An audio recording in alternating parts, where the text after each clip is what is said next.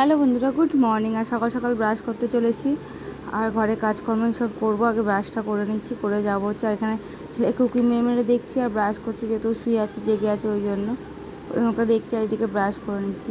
আর সকাল সকাল দেখেছো মা আর বেটুর কত আদর।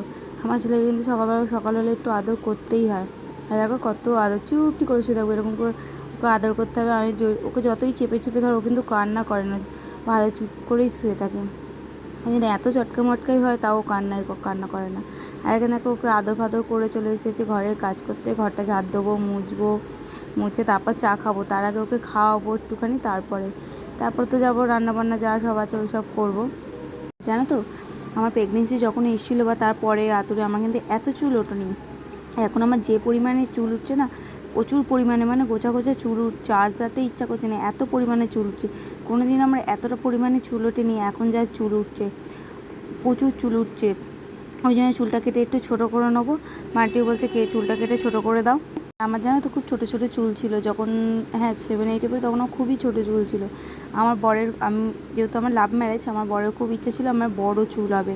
ওর ইচ্ছাতেই চুলটা পুরো বাড়ানো। আর এখন আমার নিজের মায়া লাগে এই দেখো চুলটা কাটতে। মানে চুলটা কাটবো কি, একটুখানি কেটেছি তবু মনে হচ্ছে কী মায়া লাগছে, কী ছোটো হয়ে গেছে এই চুলটা মনে হচ্ছে।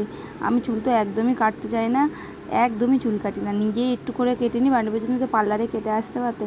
আচ্ছা না না, আমি একাই কাটবো, আমার কোনো রিস্ক পাই না কে কতটা কেটে দেবে, ওই জন্য নিজেই কাটছি।